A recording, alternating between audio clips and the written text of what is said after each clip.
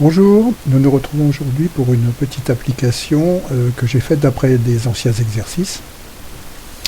Je l'ai faite pour un ami pour qu'il puisse calculer ses prix de vente. Alors nous allons voir tout de suite l'application. On va le démarrer. Vous reconnaissez, si vous m'avez suivi depuis quelque temps, vous reconnaissez ce petit... Je vais le redémarrer.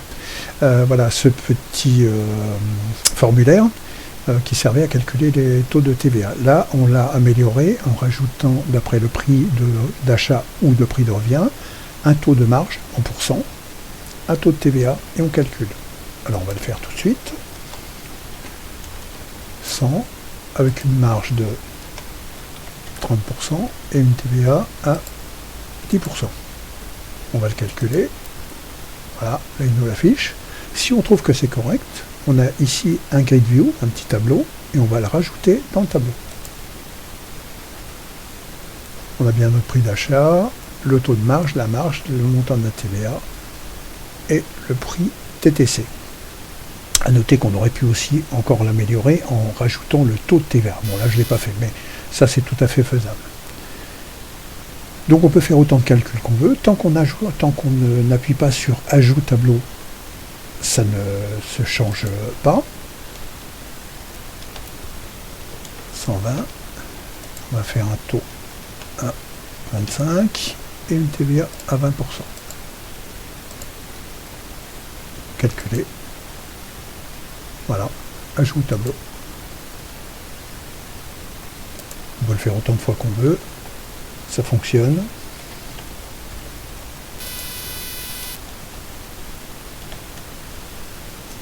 Avec une TVA de 20. Ajout au tableau. Voilà, ça va s'ajouter au tableau.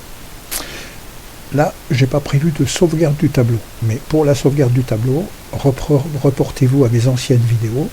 Vous allez retrouver toute une routine pour pouvoir sauvegarder. Il suffira de rajouter un bouton et de sauvegarder ce tableau-là au format CSV. Vous pourrez le récupérer après sous Excel ou sous un tableur, quoi. On va regarder maintenant le programme tel qu'il est conçu. Donc au départ, nous avons nos déclarations de variables. Ensuite, nous avons cette petite variable-là, IDEX. Vous allez voir à quoi elle nous sert. Ici, on retrouve le combo, la même chose que ce qu'on avait fait, TVA avec les taux de TVA à chaque fois.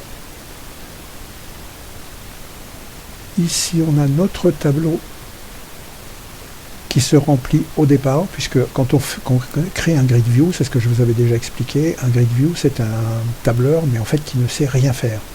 Il faut le remplir avec quelque chose. Là, en l'occurrence, on le remplit juste avec un petit caractère comme ça. C'est un petit tableau qui fait 5 colonnes et 10 lignes de 5 colonnes.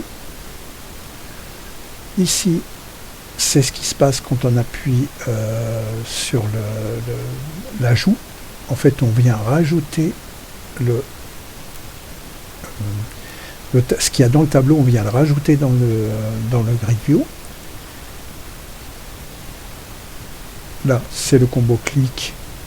On clique, on attribue le taux de TVA en fonction du choix qu'on a fait. Ça, on l'avait déjà vu, donc rien de spécial là-dedans. Ici, sur bouton 1 clic, on efface le textariat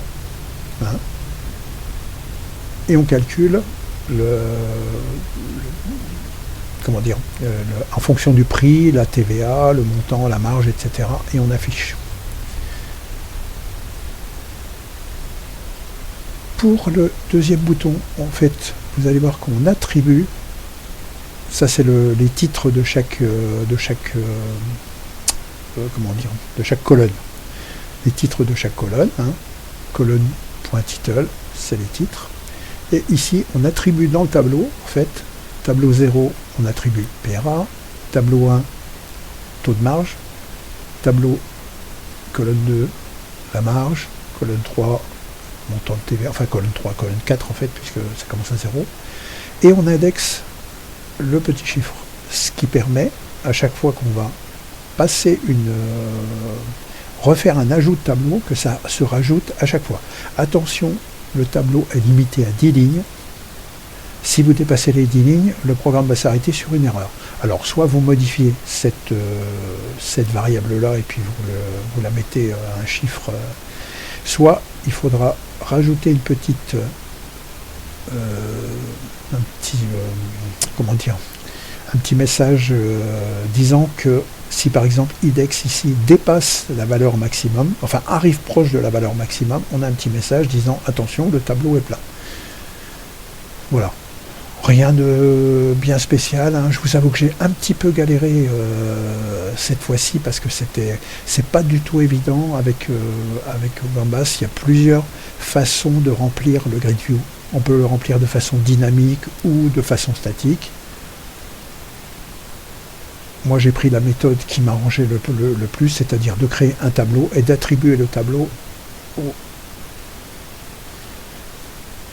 au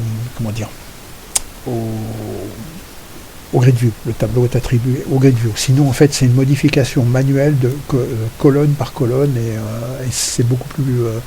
Pour moi, c'était beaucoup plus complexe. Donc, j'ai fait au plus simple. Je vous le laisse un petit peu pour que vous puissiez regarder. Mais il n'y a rien de difficile. Et en fait, la plupart de ce que vous allez voir ici, vous allez le retrouver déjà dans mes anciennes vidéos.